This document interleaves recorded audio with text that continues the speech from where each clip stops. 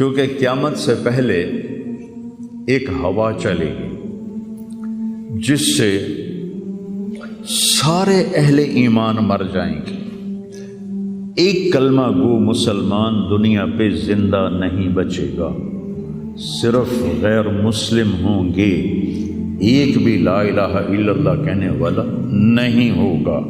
اور قیامت سے 30 سال پہلے، قیامت سے 30 سال پہلے بچے پیدا ہونے بند ہو جائیں گے کہ کسی بچے پر قیامت نہیں آئے گی۔ یوم تذہل کل مرضعۃ عما ارضعت، وہ ہولناکی بتانے کے لیے تشبیہ ہے، وہ یہ نہیں کہ ایسا ہو رہا ہوگا، کیونکہ بچہ تو کافر کا بھی ہو وہ معصوم ہے، مسلمان کا بھی ہو تو وہ معصوم ہے، اس لیے آپ نے کہا کہ سارے جو نابالغ مرتے ہیں وہ جس مذہب کے بھی ہیں سب جنت میں جائیں گے، چونکہ ان پر تو بھی شریعت لاگو ہی نہیں ہوئی ہے، اور سارے بچے حضرت ابراہیم علیہ السلام کے پاس چلے جاتے ہیں۔ تو حدیث پاک میں آتا ہے جتنے اہل ایمان کے بچے بالغ ہونے سے پہلے، پیدا ہونے سے لے کر 15 سال سے پہلے تک جو فوت ہو جاتے ہیں، سب حضرت ابراہیم علیہ السلام کے پاس ہوتے ہیں، ساری نسل ابراہیم علیہ السلام کے پاس، اور وہ ان کے باپ ہوتے ہیں، اور ان کے ساتھ وہ اپنی وہاں کی جنت کے مزے لیتے ہیں، پتہ نہیں کیا لیتے ہیں، ان میں تک کوئی نہیں پتہ۔ بس آپ نے اپنے بیٹے کے بارے میں فرمایا، حضرت ابراہیم رضی اللہ تعالیٰ عنہ علیہ السلام، چونکہ وہ ابھی ماں کا دودھ پیتے تھے، ان کا انتقال ہو گیا، تو آپ نے فرمایا اللہ تعالیٰ نے جنت میں ایک حور کو مقرر کر دیا ہے ابراہیم کو دودھ پلانے کے لیے، سبحان، اور کسی بچے کے بارے میں ایسی بات نہیں ہے۔ تو ڈران والی گل کوئی نہیں، ساڈو تے قیامت نہیں ہوندی، 30 سال پہلے بچے پیدا ہونے بند ہو جائیں گے، قیامت 30 اور 30 سے اوپر کی عمر کے لوگوں پر ہوگی، اور وہ جانوروں کی طرح ہوں گے، سڑکوں پہ زنا کریں گے، اور ہر انسانی جو اخلاق ہیں ان سے وہ خالی ہو جائیں گے، ان سے وہ خالی ہو جائیں گے۔ یہ امت کے اوپر امتحان ہے۔ ہمارا ایک ساتھی ہے وہاں کینیڈا میں، اس نے مجھے خواب سنایا کہ میں نے دیکھا کہ غزہ کے جتنے شہداء کے بچے ہیں وہ آسمان پہ تیر رہے ہیں، اور اللہ کے نبی ہر آنے والے کا استقبال فرما رہے ہیں۔ تو ہمیں دیکھنے میں تو بڑا ظلم نظر ہے، ظلم ہے بھی صحیح، لیکن ہماری تو موج ہے، تو سارے جنت میں گئے، جتنے بڑے شہید ہوئے وہ بھی جنتی، عورتیں شہید ہوئیں وہ بھی جنتی، مرد شہید ہوئے وہ بھی جنتی، اور بچوں کا تو میں نے کینیڈا میں ایک نوجوان خواب دیکھ رہا ہے، راونڈ کا پڑھا ہوا ہے، عالم ہے، کہ میں نے خواب دیکھا کہ غزہ کے شہداء کے بچے آسمان پر تیر رہے ہیں، اور اللہ کے نبی ہر آنے والے بچے کا استقبال فرما رہے ہیں۔ تو ساڑی تو موج ہو گئی، ہمیں دیکھنے میں موت نظر آتی ہے، حقیقت میں دیکھو ایک ہوتا ہے کامیاب ہونا، اور ایک ہوتا ہے فتح پانا، ایک ہوتا ہے ناکام ہونا، اور ایک ہوتا ہے شکست کھانا۔ یہ دو الگ چیزیں ہیں، کامیابی الگ چیز ہے، فتح الگ چیز ہے، ناکامی الگ چیز ہے، شکست الگ چیز ہے۔ کربلا کے میدان میں سب سے مقدس خون بہایا گیا، سب سے پاکیزہ خون بہایا گیا، اور ان سب کو شکست ہو گئی، اور وہ سارے گردنیں کٹوا کے نیزوں پہ چڑھ گئے، لیکن وہ ناکام نہیں ہیں، وہ کامیاب ہیں۔ انہیں شکست ہوئی ہے، انہیں ناکامی نہیں ہوئی، وہ کامیاب ہیں۔ اور شمر کا لشکر وہ فتح پایا ہے، وہ کامیاب نہیں ہے، انہوں نے فتح پائی، کامیاب نہیں۔ ابن زیاد کی گردن کٹ کے جب لائی گئی مصعب بن عمیر کے سامنے، جیسے حضرت حسین علیہ السلام کی گردن کٹی ہوئی ابن زیاد کے سامنے رکھی گئی تو وہ ایسے منہ پہ چھڑیاں مار کر کہنے لگا میں نے ایسا خوبصورت چہرہ آج تک نہیں دیکھا جو مرنے کے بعد بھی اتنا چمکتا. کٹی ہوئی ابن زیاد کے سامنے رکھی گئی تو وہ ایسے منہ پہ چھڑیاں مار کر کہنے لگا میں نے ایسا خوبصورت چہرہ آج تک نہیں دیکھا جو مرنے کے بعد بھی اتنا چمکتا ہوا تر و تازہ ہو. تو حضرت ابو برزہ اسلمی رضی اللہ تعالیٰ عنہ نے کھڑے ہو کر روتے ہوئے فرمایا کہ ظالم یہ چھڑی یہاں سے ہٹا لے، میں نے ان ہونٹوں پہ اللہ کے نبی کے ہونٹوں کو لگتے ہوئے دیکھا ہوا. تو کہنے لگا تو بوڑھا ہو گیا ورنہ تیرا بھی سر اڑا دیتا میں. تو جب اللہ تعالیٰ انتقام لینے پر آئے اور ابن زیاد کو قتل کیا گیا اور اس کی کٹی ہوئی گردن آئی حضرت مصعب بن عمیر کے سامنے، تو ایک دم مجمع میں ہلچل مچی. جاءت جاءت، وہ آیا وہ آیا وہ آیا. کیا دیکھا؟ ایک چھوٹا سا سانپ، اتنا انتہائی تیز، وہ تیزی سے آیا اور اس کی ناک میں داخل ہوا اور منہ سے نکل گیا. پھر اس کی ناک میں داخل ہوا اور منہ سے نکل گیا. پھر اس کی ناک میں داخل ہوا، پھر اس کے منہ سے نکل کے پھر غائب ہو گیا. تھوڑی دیر کے بعد پھر آواز ہے جا، وہ آیا وہ آیا وہ آیا. تو دیکھا وہی سانپ پھر آ رہا ہے اور آ کر اس کی ناک میں داخل ہوا اور پھر نکلا نہیں، اندر ہی غائب ہو گیا. فتح پائی ابن زیاد نے لیکن ناکام ہو گیا. شکست کھائی امام حسین علیہ السلام اور ان کے 72 ساتھیوں نے، لیکن وہ کامیاب ہو گئے. جنگ سے پہلے آپ کو اونگ آ گئی تو آنکھ کھلی تو آپ ہنسنے لگے. حضرت زینب نے پوچھا یہ کوئی ہنسنے کا موقع ہے؟ کیوں ہنسے ہو؟ کہا خواب میں اللہ کے نبی ملے ہیں، کہہ رہے بیٹا میں تمہیں لینے کے لیے آ چکا ہوں. تو دیکھنے میں شکست ہوئی ہے لیکن وہ کامیاب ہیں. عمر بن سعد کو فتح ہوئی ہے تو ناکام ہے. عمر بن سعد کی کٹی ہوئی گردن بے مختار کے سامنے رکھی گئی. اللہ تعالیٰ نے ایک کو زندہ نہیں چھوڑا، جتنے بھی قاتلین حسین تھے سب قتل ہوئے. حضرت عثمان کے قاتل سب طبعی موت نہیں مرے، سب ذلت کی موت مرے. تو بھائیو یہ امتحان کی جگہ ہے. اللہ اپنے نبی کی امت کے گناہوں کو دھونے کے لیے ایسے حالات لاتا ہے. سب آپ نے فرمایا جتنا مجھے ڈرایا گیا اتنا کسی کو نہیں ڈرایا گیا.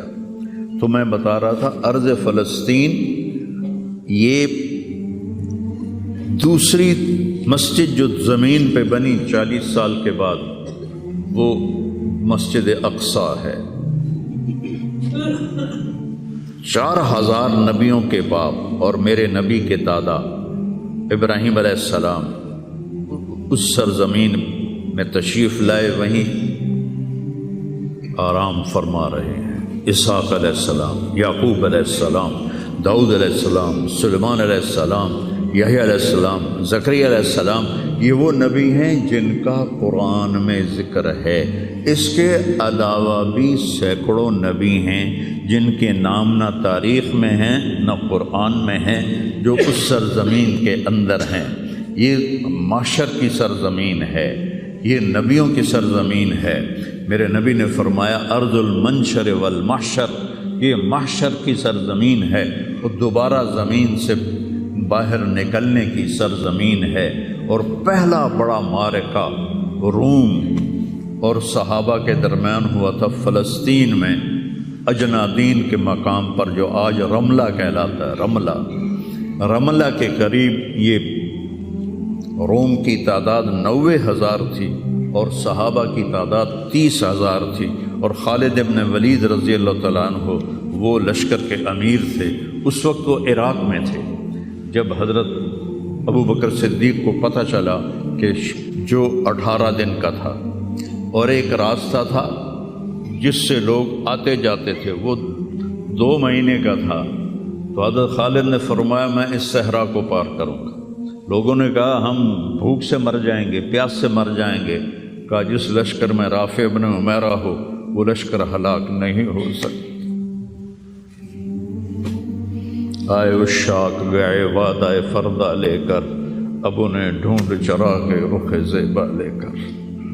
آئے تھے کچھ لوگ جو اللہ کو راضی کر کے دوستی لگا کے دکھا گئے، کب اپنی آنکھوں سے ڈھونڈ چراغ رخ زیبا، تمہیں نظر کوئی نہیں آئیں گے، مرد نظر آئیں گے، انسان کوئی نہیں نظر آئے گا، عورتیں نظر آئیں گی، انسان کوئی نہیں نظر آئے گا۔ تو فرمایا جس لشکر میں رافع ہو وہ لشکر ہلاک نہیں ہو سکتا۔ انہیں فرمایا ہمارے پاس پانی کا بڑا ذخیرہ ہے، ہم ہلاک نہیں ہوں گے، نہیں، ہمارے پاس رافع ہے، اور وہ شخص ہے کہ جو کہے گا اللہ کرے گا۔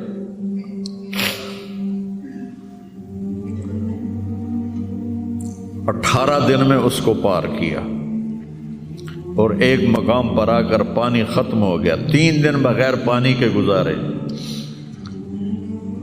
تو صحابہ نے کہا کہ اب ہم مرتے ہیں، طاقت نہیں ہے، کہا رافع کو بلاؤ۔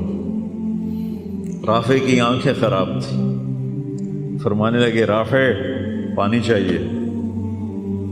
کہنے لگے اچھا مجھے بتاؤ کہاں ہیں ہم، کیونکہ وہ دیکھ نہیں پا رہے تھے۔ تو انہوں نے فرمایا کہ فلاں جگہ۔ اب صحرا میں تو کوئی نشان منزل ہوتا ہی نہیں، تو کوئی انہوں نے جھاڑیاں بتائیں، کہنے لگے کچھ جھاڑیاں دیکھو ایک طرف کٹھی ہوں، کٹھی جھاڑیوں کا کوئی جھنڈ ہو، مجھے بتاؤ ہے؟ انہوں نے کہا ہاں وہ نظر آ رہا ہے، کہ مجھے وہاں لے چلو۔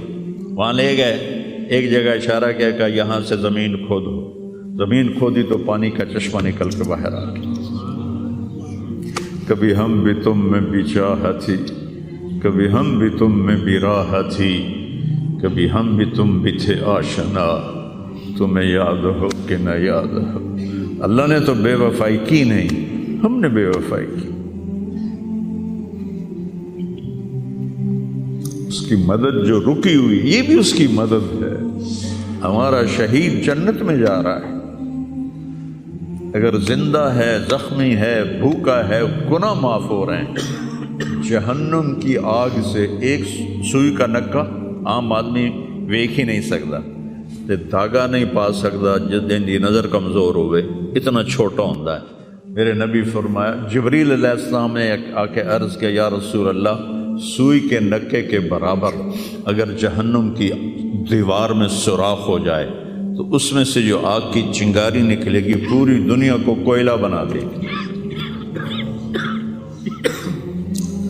اس کے سامنے یہ تکلیف تو بڑی تھوڑی ہے، لیکن بات اصل یہ ہے کہ ہم نے اللہ سے دوستی چھوڑ دی۔ یہودیوں کو گالیاں بعد میں دو، پہلے ہم اپنے گریبان۔ تجھے کیوں فکر ہے اے گل دلے صد چاک بلبل کی، تو اپنے پیرہن کے چاک تو پہلے رفو کر لے۔ کتنا جھوٹ بولا جا رہا ہے، کتنے جھوٹے مقدمے ہیں، کتنی والدین کی نافرمانی ہے، کتنے گھریلو ناچاکیاں ہیں، کتنا سود چل رہا ہے، کتنا شراب کے ٹھیکے چل رہے ہیں، کتنے لوگ نمازیں چھوڑ چکے ہیں۔ صرف حکمرانوں کو میں کیا گلہ دوں، آج ہم سارے اس حمام میں ننگے ہیں۔ تو یہ اللہ کی رحمت ہے، اگر کسی کو اللہ نے اس امت کو اگر دنیا میں وہ جھٹکے دیتا ہے۔ مجھے ایک آیت بھی یاد آ گئی، دونوں کو حال بتاتا ہوں۔ ایک ہے جنہوں نے اللہ کو نہیں مانا، تو اللہ کہتا ہے ذرہم یأکلوا ویتمتعوا ویلہہم الامل فسوف یعلمون۔ میرے محبوب کرن دے انہوں موج میلہ، 4 دیہڑے ہیں انہوں موج میلہ کرن دے انہوں میرے کو لاون دے بوڑ ویکھی میں کی کرنا، ٹھیک ہوگی۔ ہمارے بارے میں کیا کہا، وَلَنُذِيقَنَّهُم مِّنَ الْعَذَابِ الْأَدْنَىٰ دُونَ الْعَذَابِ الْأَكْبَرِ لَعَلَّهُمْ يَرْجِعُونَ۔ میں تمہیں دنیا میں چھوٹے چھوٹے عذاب دوں گا، بڑا عذاب نہیں دوں گا آخرت کا۔ یہ غزہ کی جو تباہی ہے یہ چھوٹا عذاب ہے، یہ چھوٹی تکلیف ہے۔ دون العذاب الاکبر، فَيُعَذِّبُهُ اللَّهُ الْعَذَابَ الْأَكْبَرَ يَصْلَى النَّارَ الْكُبْرَى، اور عذاب اکبر نار کبرا جہنم ہے۔ تو میرا اللہ کہہ رہا ہے کہ میں تمہیں چھوٹے چھوٹے عذاب دوں گا، بڑا عذاب نہیں دوں گا، تاکہ تم توبہ کر کے میری طرف آ جاؤ، اور جو مجھے نہیں مانتے انہوں نے چھٹی دیتی۔ جو بچہ اسکول میں پڑھتا ہے اسی کی حاضری ہوتی ہے، غیر حاضری ہوتی ہے۔ جو پڑھتا ہی نہیں تو اس کی کون حاضری لیتا ہے یا غیر حاضری لیتا ہے؟ اپنے بچہ کوئی غلطی کرے تو اس کو تنبیہ کی جاتی ہے، گلی کا بچہ کوئی کچھ کرے تو ہم نے کبھی دیکھا ہے کہ کیا کر رہا ہے؟ یہ امت میرے اللہ کی لاڈلی امت، اس وجہ سے نہیں کہ ایسے کوئی بڑے حاجی پارسا ہیں، اپنے حبیب کی وجہ سے، اپنے محبوب کی وجہ سے یہ امت اللہ کی لاڈلی امت ہے۔ اللہ ہمیں بھی بندر خنزیر بنا سکتا ہے، ہمیں کیوں چھوڑا ہوا ہے؟ تو گنبد والے کے لیے درود پڑھو،